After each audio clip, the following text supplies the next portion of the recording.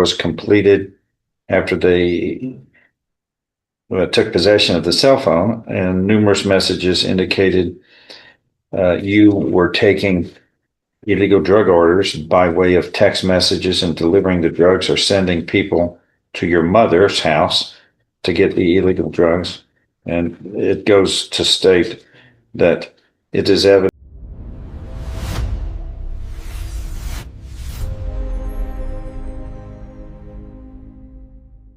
First degree felony that carries with it no less than 5, no more than 99 years confinement in prison or life imprisonment, and a fine up to $10,000 can be assessed.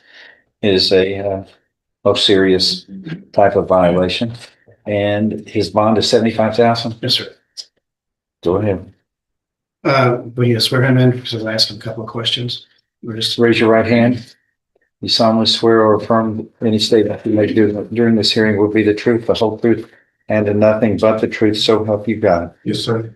Hold your hand. And you are Mr. Cohen Anderson of Fire City. Oh. Sorry, Judge, I didn't know if I was volume was up. So Mr. Cohen Anderson, as alleged in this current indictment. Yes, sir. And just for the court's edification and knowledge, you've been a lifelong resident of Beaumont. Yes, sir. Have you ever lived anywhere else? No, sir. And currently I'm an appointed attorney for you. Yes, sir. And you're sitting, and he is an indigent client judge, just as appointed, since I'm one of my appointed clients. Are you able to afford personally $75,000? No, sir. Have you tried to work it out with family members who are not involved with this on how to make that $75,000? Yes, sir. Were they able to pull anything together? No, sir. Okay. You've been in jail since you were arrested for this? Yes, sir. Where did you live at the time of your arrest? I stayed over there with my mom because she had 12 strokes, so I had to move back in with her. But I did stay at the Long Street address. And so if you got out, where would you be going? Since he has no criminal history, we think that the $75,000 bond is disproportionate to his current status, and it would probably be best if we could get that reduced so that he can actually get out. It'd probably be helpful for me to help him work on the case, so that I don't have to keep going to the jail to visit him with this voluminous amount of discovery that's in this case.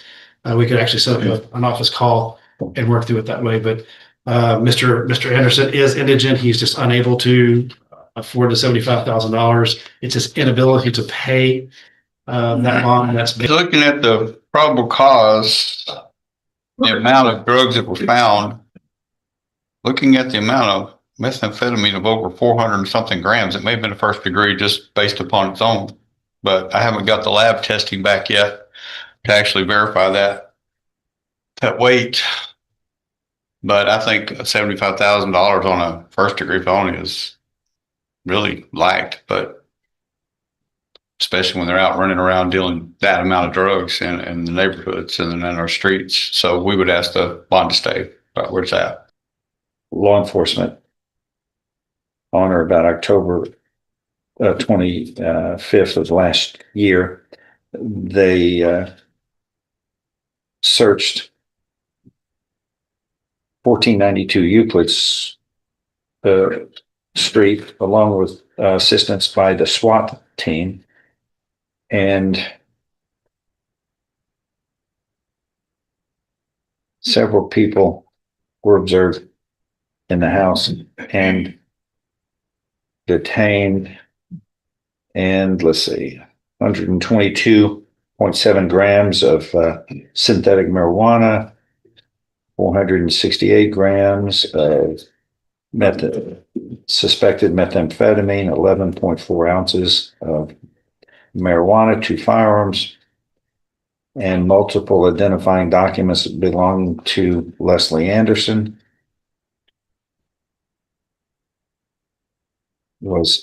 were inside the home. Are you related to Leslie Anderson? Yes, sir. That's my brother.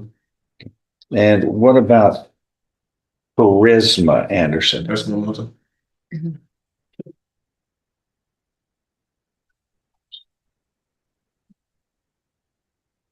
Okay.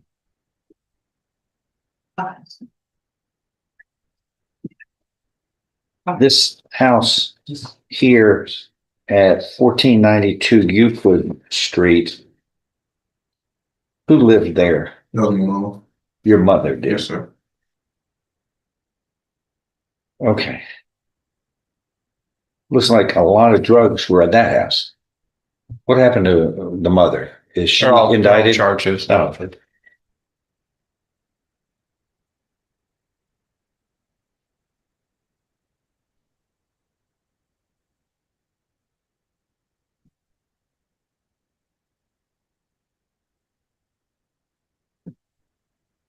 Subsequent to that, the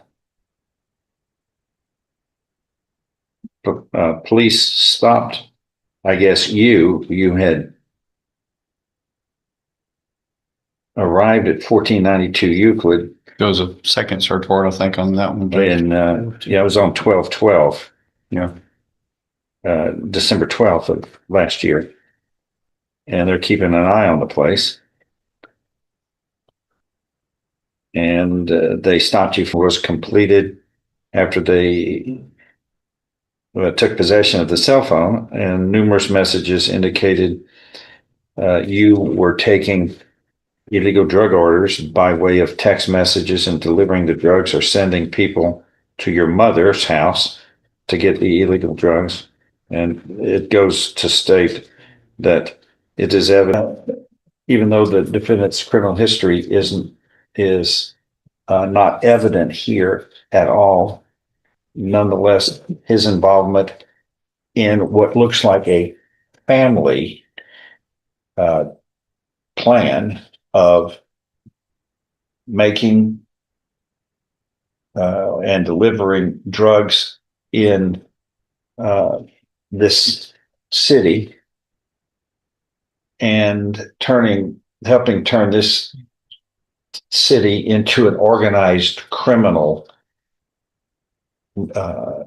location for getting your drugs, is about as serious as it gets under Controlled Substances Act violations. This court finds $75,000 bond is not unreasonable under these circumstances. If you post a bond, you must have a drug patch and GPS device, and you will be at home confinement, wherever that is, but not at these locations at Euclid, 1492 Euclid.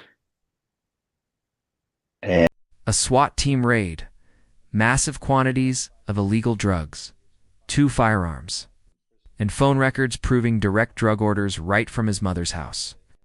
Despite the defense's desperate plea to reduce the $75,000 bond by bringing up his mother's health, the judge saw right through the story and flat out denied the request. Keeping this alleged drug ring operator locked behind bars, do you think the judge made the right call here? Drop your thoughts in the comments below, and don't forget to hit that subscribe button for more high-stakes courtroom drama.